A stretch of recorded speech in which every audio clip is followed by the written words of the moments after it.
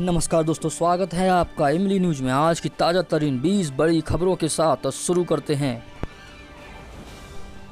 भारत में एक दिन में कोविड-19 का रिकॉर्ड 54,859 मरीज हुए ठीक। कुल रिकवरी हुई 15 लाख के पार। भारत में पिछले 24 घंटे में कोरोना वायरस के रिकॉर्ड 54,859 मरीज ठीक हुए हैं, जिसके साथ कुल रिकवरी 15,35,743 हो गई है। कोविड-19 के मामलों में 62,064 की दैनिक बढ़ोतरी दर्ज हुई और कुल मामले 22,15,074 हो गई है। वहीं देश में कोरोना वायरस से मरने वालों की संख्या बढ़कर 44,386 हो गई है, जबकि 6,34,995 केस एक्टिव हैं। राम मंदिर के लिए हिंदू मुस्लिम कारीगरों ने मिलकर बनाया 21 किलो का वजनी घंटा। एटा यूपी के जलेसर में हिंदू और मुस्लिम कारीगरों ने मिलकर अयोध्या के राम मंदिर के लिए 21 किलोग्राम वजनी घंटा बनाया। इसके डिजाइन बनाने वाले इकबाल मिस्त्री ने बताया कि घंटा अष्ट धातु के मिश्रण से बना है। बतौर इकबाल, अगर सांचे में पिघले धातु को डालने में 5 सेकंड की भी देरी हो तो कोशिश बेकार हो सकती है। दिशा के पिता ने कहा, ना मेरी बेटी प्रेग्नेंट थी और ना उसका रेप हुआ था, हमें शांति से जीने दो। सुशांत सिंह राजपूत की पूर्व मैनेजर दिशा सालियान के पिता सतीश सालियान ने दिशा की प्रेगनेंसी और रेप की खबरों की खारिज किया है। उन्होंने कहा, पुलिस ने पोस्टमार्टम रिपोर्ट में समेत सारे सबूत दिखाए। मेरी बेटी ना प्रेग्नेंट थी, ना ही उसका रेप हुआ। रिया के पिता ने कहा, अफवाह फैलाकर उनकी बेटी का फायदा ना उठाएं, उन्हें शांति से जीने दें। भारतीय विदेश मंत्री ने बुद्धि को बताया ग्रेटेस्ट इंडियन। नेपाल ने दी प्रतिक्रिया। भारतीय विदेश मंत्री एस जयशंकर के बयान, गौतम बुद्ध और महात्मा गांधी अब तक के सबसे महान भारतीय वाले बयान पर नेपाल ने कहा, यह ऐतिहासिक पुरातत्व साक्ष्यों के सिद्धि से प्रमाणित तथ्य हैं। बुद्धि का जन्म लुम्बिनी नेपाल में हुआ था। इसके बाद भारतीय विदेश मंत्रालय ने कहा, इसमें कोई संशय नहीं कि गौतम बुद्ध का जन्म नेपाल में हुआ था। 14 साल बाद मिला खोया हुआ शख्स का पर्स। मुंबई के लोकल ट्रेन में एक शख्स का 2006 में पर्स खो गया था, जिसे अब पुलिस ने लौटा दिया है। पुलिस ने शख्स को उसके पर्स की सूचना अप्रैल में दी थी, लेकिन कोरोना के कारण वह नहीं जा सका। बकौल शख्स उस समय उसके पर्स में 900 रुपये थे, जिसमें से उसे 100 का स्टैम्प वर्क छोड़कर 800 मिल गए। 22 वर्षीय लड़के ने मुंबई में गारमेंट शॉप का शटर गिराकर 21 वर्षीय सेल्स गर्ल का रेप किया। मुंबई पुलिस ने जुहू तारा रोड पर एक गारमेंट शॉप में अपनी सहयोगी का रेप करने के आरोप में 22 वर्षीय सेल्समैन को गिरफ्तार कर लिया। पुलिस के अनुसार आरोपी ने 5 अगस्त को शॉप का शटर गिराकर और सीसीटीवी कैमरा बंद कर लड़की का यौन शोषण किया। धनश्री वर्मा से यजवंत चहल ने की है सगाई। कौन है धनश्री वर्मा? भारतीय लेग स्पिनर यजवंत चहल ने शनिवार को धनश्री वर्मा से सगाई कर ली है। धनश्री पेशे से डेंटिस्ट और उन्होंने 2014 में DY Patil dental college Mumbai से पढ़ाई पूरी की थी। वह एक डांसर, कोरियोग्राफर और एक यूट्यूबर भी हैं। उनकी dance company Dhanashree Verma company भी है और उनके यूट्यूब चैनल पर करीब 15 लाख प्लस सब्सक्राइबर भी हैं।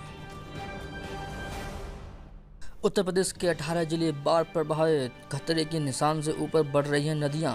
उत्तर प्रदेश में बाढ़ प्रभावित जिलों की संख्या 18 हो गई है और शारदा, ताप्ती व सरयू घाघरा नदी विभिन्न स्थानों पर खतरे के निशान से ऊपर बह रही हैं। इन जिलों के 672 गांव में बाढ़ का पानी घुस चुका है। वहीं राहत व बचाव कार्य के लिए NDRF और UPPAC की 22 टीमें भी तैनात की गई। 16 वर्षीय लड़की को पॉर्न दिखाने के आरोप में उसकी मौसी व उसका बॉयफ्रेंड पुणे में अरेस्ट। पुणे महाराष्ट्र में 16 वर्षीय लड़की के यौन शोषण के आरोप में उसकी मौसी व उसके बॉयफ्रेंड को गिरफ्तार कर लिया गया है। पुलिस ने कहा, पीड़िता की मां ने अप्रैल में लड़की समेत अपने 4 बच्चों को बहन के घर छोड़ा था। इस दौरान उनकी मौसी का बॉयफ्रेंड आता था। शिकायतकर्ता के मुताबिक मौसी और उसके बॉयफ्रेंड मर्जी बिना उसे पॉर्न क्लिक दिखाते थे। गैंगस्टर विकास दुबे का साथी गले में तख्ती लटका कर सरेंडर करने पुलिस स्टेशन पहुंचा। कानपुर एनकाउंटर में 8 पुलिसकर्मियों की हत्या का एक और आरोपी और गैंगस्टर विकास दुबे के साथी उमाकांत उर्फ गुड्डन शनिवार को सरेंडर करने चौबेपुर पुलिस स्टेशन पहुंचा।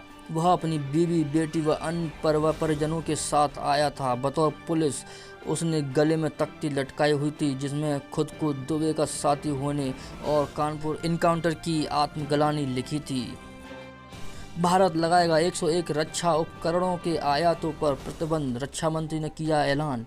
रक्षा मंत्री राजनाथ सिंह ने रविवार को ऐलान किया कि भारत 101 रक्षा उपकरणों के आयात पर प्रतिबंध लगाएगा और आत्मनिर्भर भारत अभियान के तहत देश में ही इनका निर्माण किया जाएगा।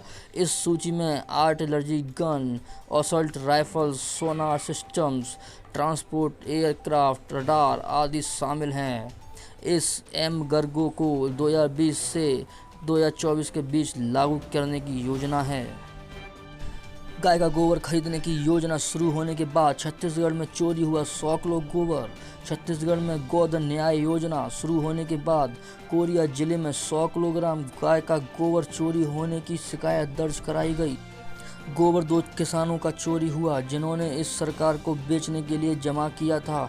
गोधन न्याय योजना के तहत राज्य सरकार पशुपालकों और डेयरी मालिकों से 2 किलोग्राम की दर से गोबर खरीदती है।